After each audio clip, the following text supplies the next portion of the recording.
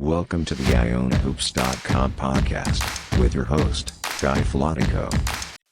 Hey there, Season 3, Episode 2 of the IronHoops.com podcast is in your ears, and it's preview season here on the pod. And if you've listened to this podcast from the beginning, you know that it's not just about the men's hoop team here. Later on this episode, we'll have a visit from Iona women's coach, Billi Chambers, to preview the Lady Gales in the MAAC race. So let's get to work here, people, with the Iona Iotas. Iona Iotas. Since we're going to be talking women's hoop in this episode, we should outline the non-conference schedule for the Lady Gales. We're going to be opening up against Wagner on November 10th, followed by a game at Stony Brook, November 14th, home versus Providence, November 17th, at Sacred Heart, November 20th, at Bucknell, November 22nd, home versus Hofstra, November 30th, at LIU on December 5th, at St. John's on December 8th, and wrapping things up at home versus Bethune-Cookman on December 13th. Hey, at least the St. John's women will schedule us. Anyway, it's a nice local slate with lots of games you can actually get to, so hit the road and check them out if you can. Iona Iotas. And again, since we're talking about women's hoops, I'm hoping that Iona men's fans realize that with a season ticket package, you also get tickets to all the women's games as well. Season tickets for both programs are now on sale, and the package includes all men's and women's regular season games at Iams, tickets to the Maroon and Gold scrimmage on Saturday, October 15th, which is homecoming weekend, and tickets to the 3 neutral site games in Mohegan, Barclays, and Keene University. Those tickets are by request, actually. You're not automatically sent them, but you do not have to pay for them once you do have them. Better get those orders in quickly because Iona's selling more season tickets than ever before. All the courtside and chairback seats are sold out.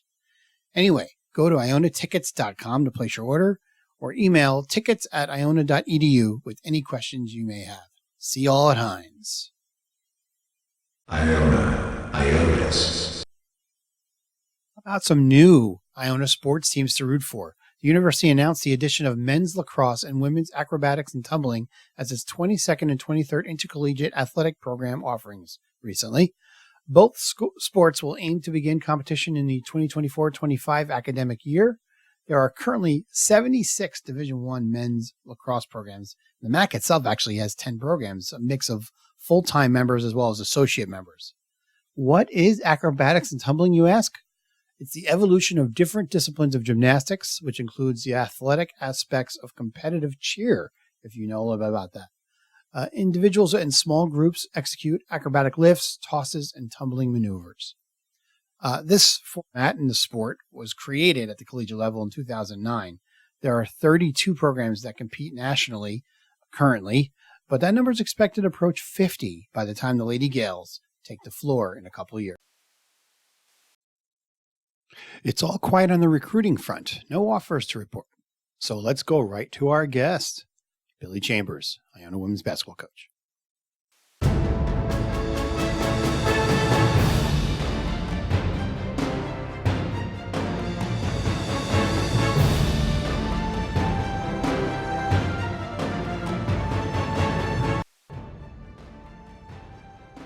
Billi Chambers is entering her 10th season at the helm for our Lady Gales. It was a rough couple of years, the latter part of the last decade, and then the program was in the midst of a proper rebuild until COVID, like everything else, ruined basketball for Lady Gales as well, threw a wrench into things. But now it seems like the program is primed to make a move up the standings this season, and Coach Chambers is here to tell us all about it. Welcome back to the podcast, Coach. Thank you. I'm glad to be here. So last year's team got off to a rough start, 2-8 overall, but considerably better the rest of the way, winning 9 of the last 17, ending the season hard-fought MAAC tourney quarterfinal loss to 1 seed eventual MAAC champ Fairfield. In your mind, first off, what led to the slow start, and then what led to the turnaround? You know, it was interesting. I mean, we won our first 2 games straight out of the gate, went up to UMass and had a really rough game against them.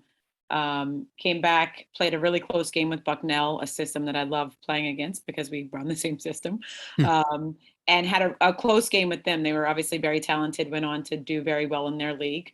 And COVID hit us yet again. So we were down for a month, and, I was out myself, a few coaches, quite a few players, and we were kind of piecemealing it together with running some individuals and trying to kind of get our feet back under us. So I do think that, played a part in the mix of what we were trying to put together, and finding a rhythm in what we were trying to do.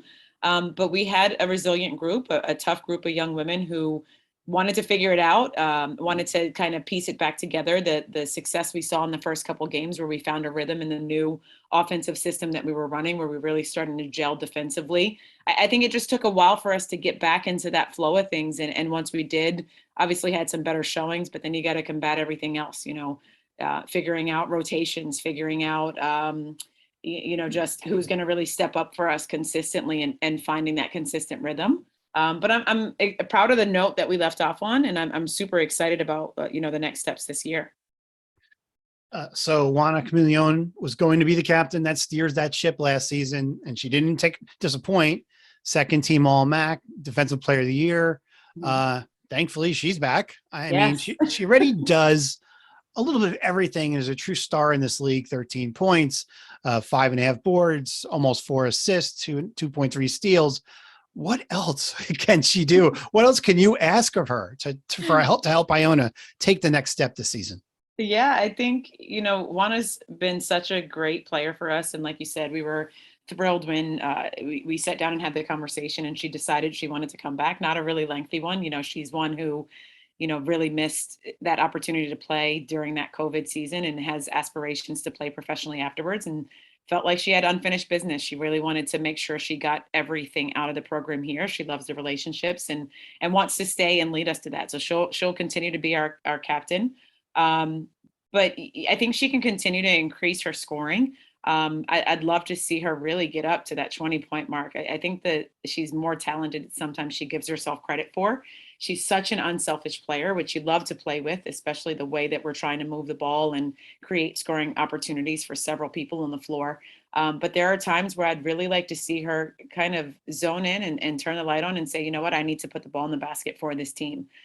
She's done it on several occasions. I mean, she did it up at Canisius one year. I think that was her career high, had 28. She did it at Siena this year when, she hit her 1,000th point and knocked down a pull-up jumper in front of the bench, fading away, kind of falling on her butt on the shot. But, really starting to see her move into that next level of being a professional, of what does that look like for her. And I think she's got to kind of demand the ball a little bit more, and put the ball in the basket at a more higher clip and a more consistent clip for us.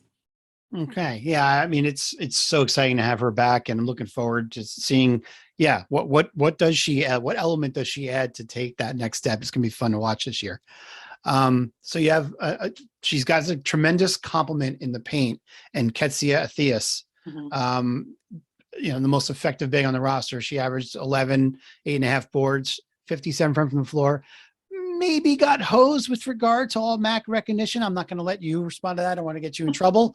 But whatever, extra motivation for her this year. How can she further elevate her game? Well, she is motivated. That did fire her up a little bit. But I do think a couple of things hurt her in that regard. She was down for a good week and a half, 2-week stretch during the season where she hurt her ankle. And it took her a little while to get back into the rhythm of things. But Katsia is phenomenal. We run much of our system through her. She's got the ball in her hands a ton to either score or create for other people as they're cutting around her. And she's such a phenomenal passer. She's a great defender. She can do a little bit of everything.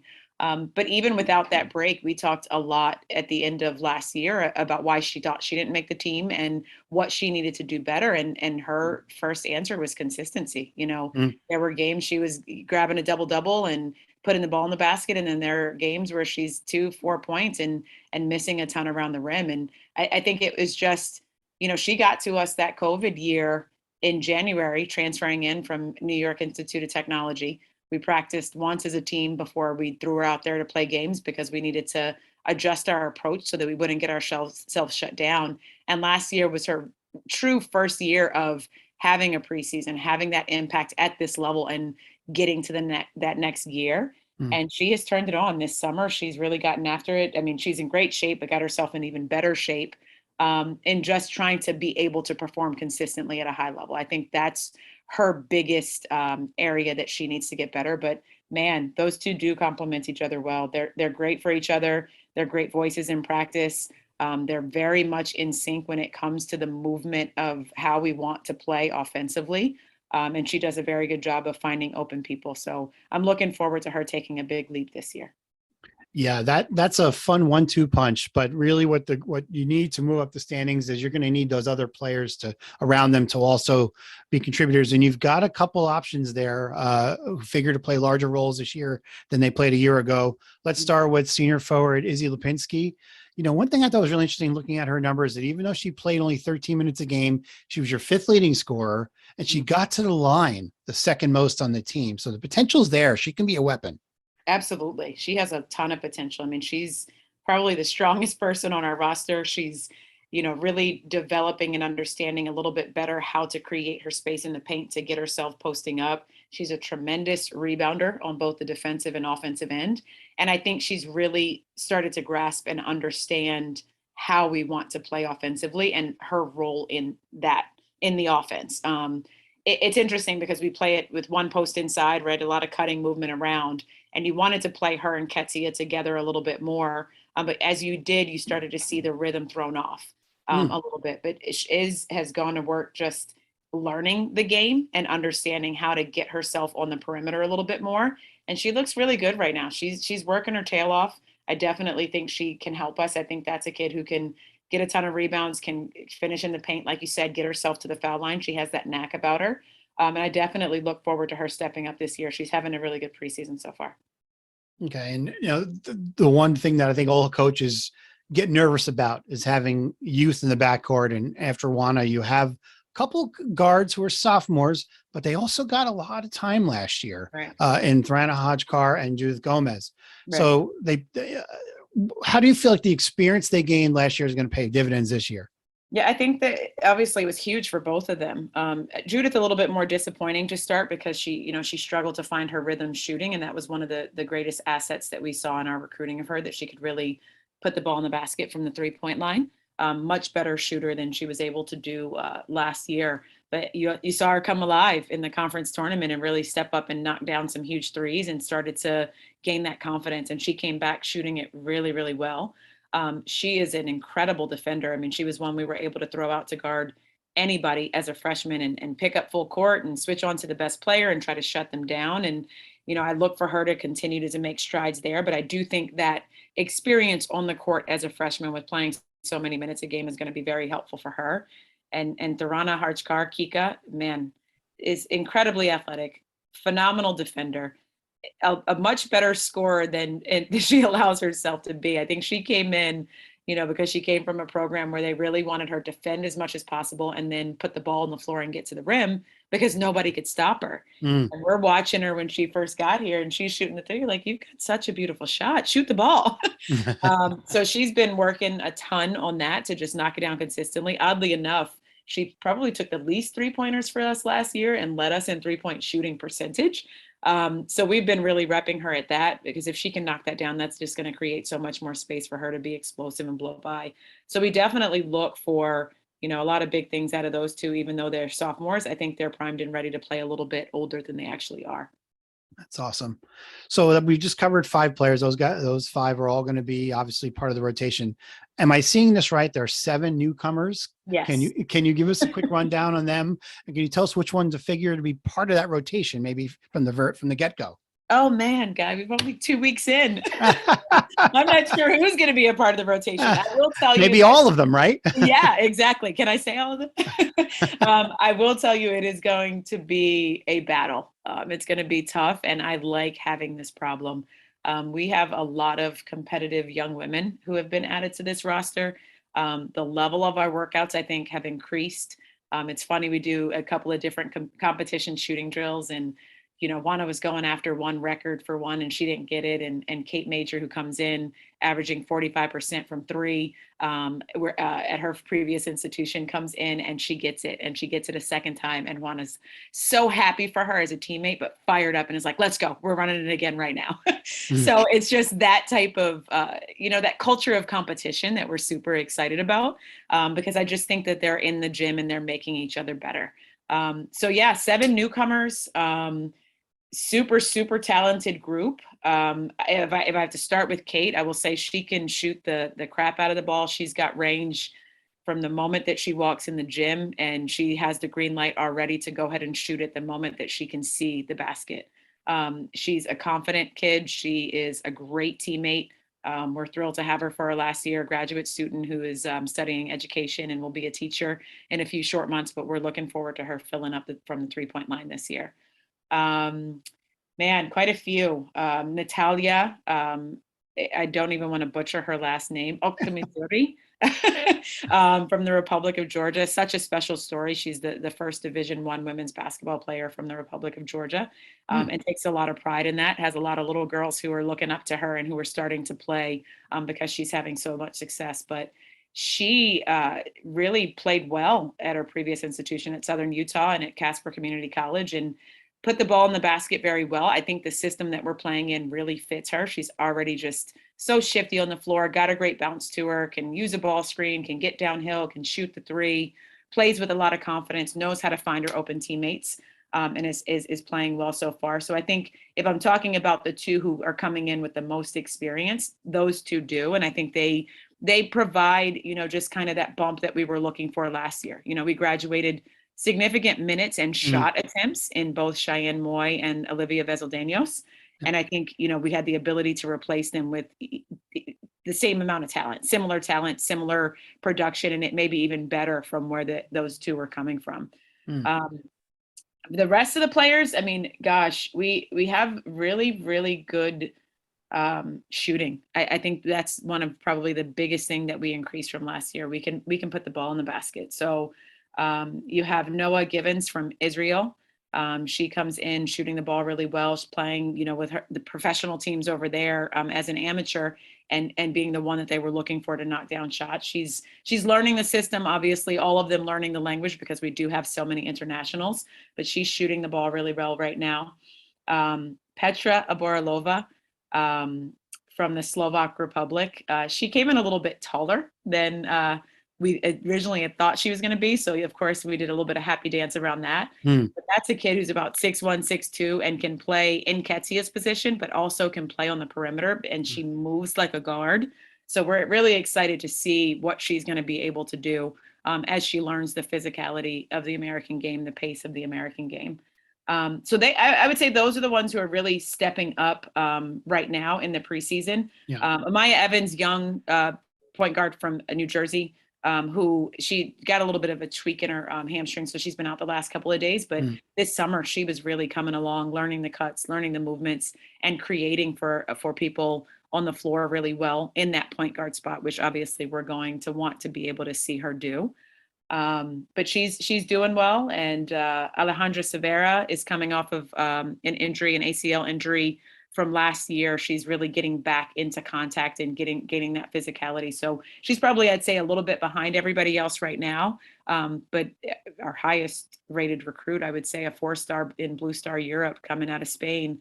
We're expecting big things from her, but obviously making sure that she's comfortable, she's confident in that knee, and she's progressing through just the different steps she needs to take in order to be consistent and competitive on the court. And then lastly, Vega Lopez. She's a transfer in from Trinidad Community College, a young lady from Spain also. And she's one that we're looking to continue to grow this year, potentially even talking about giving her this year of growth and maybe redshirting her, since she's, coming in behind a force of Katsia and Izzy, who are just, they have a great hold on that spot. But she's learning very rapidly. She's coming in competing. She's not afraid. She doesn't back down from those two, even though they have the experience. And I think she's going to be helpful there because she can shoot it. She's a great passer, and does a really good job posting up and putting the basketball in the hoop around the rim. So I'm super excited about him. I think it's wide open right now of what it's going to look like, of who's going to be on the floor and how deep we can go into our roster. But we definitely have some competition that gets us as coaches really excited every day that we come up after practice. Well, that leads me to ask this question. When you have that many newcomers coming in, and when you set out to do recruiting, do you is it more of, I want to find people that fit my system? Doesn't matter what position they play. Let's just find people that fit my system. Or do you go out saying, okay, I need guards who can shoot. I need somebody I need a big who's going to be like a really aggressive on the glass. Do you have positional recruiting in mind, or is it more just, I want people to play my system? I think it's a bit of a mix. We changed the system this last year. We've always run pieces of the Princeton style offense, and I wouldn't say we're traditional Princeton in any way. We're running a little bit of a hybrid and kind of go into a bit of emotion and some ball screens, which you don't necessarily see consistently in Princeton. So it's a bit of a mix, really looking for talented players who can put the ball in the basket, who are high IQ and are unselfish, because we do want to move the ball really, really well. Ideally, this is the way that I would love to play. But like I said, I was running ball screen motion for the first however long with little pieces here and there. So we try to find great unselfish players who love to defend. I will say that system is non-negotiable. We want people who really want to get after it, defend, take charges, keep us in basketball games, really disrupt the other team. But offensively, we're looking for high IQ, unselfish players who can shoot it, who can score at the rim, and obviously looking to develop them. I think that's what you have to understand at this level. Everybody who's walking through the door, you have to develop in some sense, where you try to get some of those higher level kids, but it's a little bit different on the women's side than on the men's side. Some of those guys are kind of bucking the system a little bit, not necessarily going to the top names all the time, where women are still more consistently going to the bigger schools as opposed to saying, hey, I'm going to go to a mid-major and be the best on the floor and, average a double-double or whatever the case is. So we know coming in, everybody's going to need some development. So we look for those pieces, just high IQ, willing to learn, willing to move the ball, good passer, can put the ball in the basket. And then what can we develop from there so that we can play the way that we want to? All right. So last year around this time, you were on the podcast and you told us, and I'm paraphrasing, it's kind of like a new era in the MAAC. It's not just the Quinnipiac and Marist show in this league. And sure enough, we saw the Fairfield Lady Stags run through the MAAC regular season, win the tournament, and again, ending your season in the quarters. You nailed it last year. You called it. Exactly what happened. So we're going to give you the floor again. How's the MAAC shaping up this year in your mind? If that is the case, Iona is winning it. I love it. I am manifesting it now. Kudos to Fairfield last year, man. They were incredible. They played from start to finish just at such a high level in a great system. Joe Frager is just phenomenal. And it was obviously his retirement was nice to be able to celebrate him as he was going out, but it was great to watch them compete at such a high level all the way through, even playing Texas in the NCAA tournament. Mm-hmm. I do think, again, the league is very wide open. I think, you've got Manhattan returning a lot of talent, playing really well all the way up until the end. You've got Quinnipiac returning a lot of talent, a few fifth years coming back, a few good transfers for both of those programs. Niagara, crushed it last year with their system of really being a defensive pressure team, turning people over and finding themselves advancing further than they have. And gosh, I don't even know how long. But you have new faces in the league as well. New coach at Fairfield, new coach at St. Peter's. You got Mount St. Mary's coming in. I think it's going to be wide open. I think it's going to be incredibly competitive. I think you're going to see some really good basketball. But I will tell you, I am thrilled about the product that we have. It's very early, obviously, but I am incredibly optimistic about the crew that we're going to put out there, the returners that we have, understanding what we're looking for, setting the tone, setting the standard, leading this group, and the newcomers who are just coming in with no fear and are super competitive, ready to go. So I think we have a very good shot. Give me one reason you're going to move up in the standings, and then one concern that you have that can hold you back from making that move. Oh, goodness. We got to get a second podcast. You're asking such great questions. I don't have answers to yet.